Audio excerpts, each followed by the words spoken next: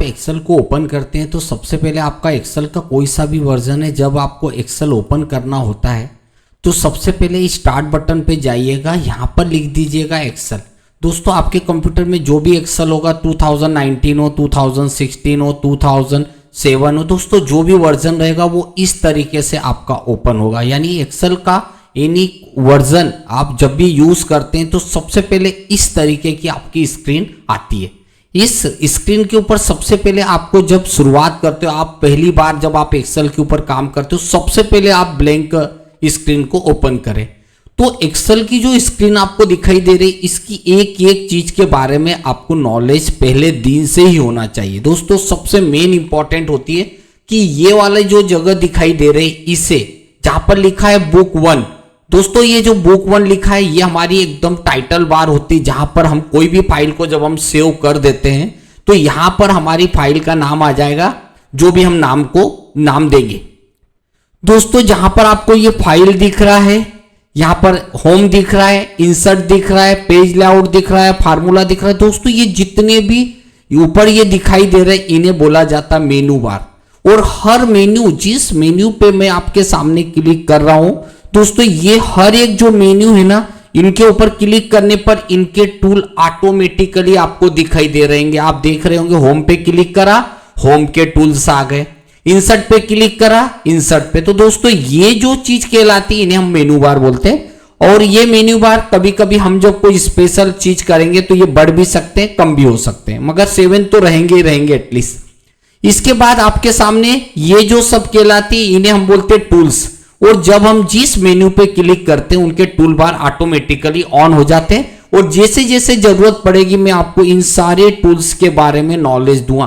तो first title bar, second ये जो है इसे बोलते हैं टूल बार, थर्ड ये जो यहां पर मेनू बार, और ये जो कहलाते इन्हें बोलते हैं टूल बार। ये कहलाती मेरी फार्मूला बार, जहां पर सबसे ज्यादा अगर एक्सेल के अंदर हम यूज करेंगे तो इस बार लाइन को ही हम यूज करेंगे, जिसको हम बोलते हैं फार्मूला बार। जहां पर हम लोग कोई भी फार्मूला यूज करेंगे तो इसको फार्मूला बार बोलते हैं। दोस्तों यहां पर हम फार्मूला लिखना सिखाएंगे, कैसे हम आप फार्मूला बनाते हैं। और एक्सेल का मोर इंपॉर्टेंट पार्ट जो होता है वो यही होता है। इसके बाद ये ABCD जो दिख रही हो, या 1 से लेकर आपको ये लाइन दिख रही, दोस्तों आप जब भी यहां क्लिक करते हैं तो एक्सेल के अंदर एक खासियत होती है कि ये यहां पर अगर हम जाएंगे तो 10,48,576। दोस्तों ये जो लाइन है ना, ये 10,48,576 रो होती है, लाइनें खींची जा सकती है। आप सोच लो कि इतनी लाइनें खींची जा सकती, जिसे हम बोलते हैं रो।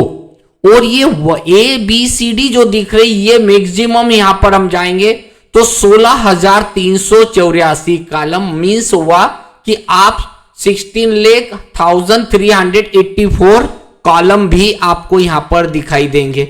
अब आपको जो वर्क करना है वो इस पूरी सीट के ऊपर करना है, जिसमें आपको जितनी जरूरत होती है वहां पर हम यूज कर सकते हैं। और ये लाइनें जो दी गई है 1 2 3 ये 10 लेख तक आपकी जा सकती है। और ये वाली जो लाइन जाएगी वो 16,384 तक जा सकती है। अब हमको ये जो लाइनिंग दिख रही, इसके कॉलम को कभी बड़ा करना पड़े या छोटा करना पड़े, आपको जितना बड़ा छोटा करना पड़े यहां से हम लोग यूज कर सकते हैं। और दोस्तों एक्सेल के अंदर, जैसे वर्ड के अंदर जहां पर कर्सर ब्लिंक करता था, आपने देखा था, आप उसे कर्सर बोलते थे।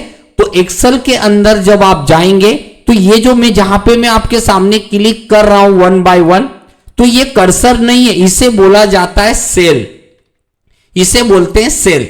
और अगर आपसे कोई पूछता कि आप कौन सी सेल के ऊपर बैठे हो या आपका कर्सर कौन सी सेल पे है, तो मैं बताऊंगा। सबसे पहले मैं लिखूंगा, वो लिखूंगा कॉलम लाइक E। और जब मेरे से पूछेगा कौन सी रो है तो मैं लिखूंगा 3। मतलब अगर मेरा एड्रेस कोई पूछेगा मैं किस रो कॉलम पे बैठा हूं, तो मैं बैठा हूं E3 सेल, E कॉलम और C3, ये 3 रो हो गई। और इस तरीके से हमको जो भी एक्सेल के अंदर वर्क करना है वो सभी कुछ इसी में मुझे करना है। आगे बढ़ते हैं, हमारी जो एक्सेल को हम चालू करते हैं तो एक्सेल के अंदर एक सीट दिखाई देगी, जैसे सीट 1। अगर आपको दोस्तों एक ही फाइल के अंदर आपको मल्टीपल सीट चाहिए तो आप एक और ले सकते हैं, सीट 2। जब हमको 1 पे जाना है तो 1, 2 पे जाना तो 2। तो दोस्तों जितनी भी फाइलें आपको बनाना हो, यानी फाइल एक रहेगी, सीट आप मल्टीपल ले सकते हो एक ही नाम की फाइल के अंदर, और आपको जब जरूरत पड़ेगी आप वो फाइल के ऊपर जाकर ओपन भी कर सकते हैं। दोस्तों हमारे एक्सेल में जो व्यू होता है, जो हमारा स्क्रीन का प्रीव्यू व्यू होता है, वो हमेशा 100 ही रखना है। आप चाहें तो बड़ा ले सकते हैं, मगर स्टैंडर्ड जो है वो 100 का व्यू ही रखना चाहिए। दोस्तों ये मैंने आपको बताया कि ये मेरा पूरा की पूरा एक्सेल का व्यू मैंने आपको फर्स्ट टाइम जब हम एक्सेल को वर्क करते हैं तो ये हमारी स्क्रीन इस तरीके की दिखती है, जिसके अंदर हम एक एक चीजें यूज करते हैं। दोस्तों ये भी बहुत अपने आप में इंपॉर्टेंट होती है। आप भी जानते हैं कि इसे मैं क्लोज करूंगा तो बंद हो जाएगा, पर दोस्तों मैं जब यहां क्लिक करूंगा तो मेरे एक्सेल को मैं कहीं पर भी मूव कर सकता हूं।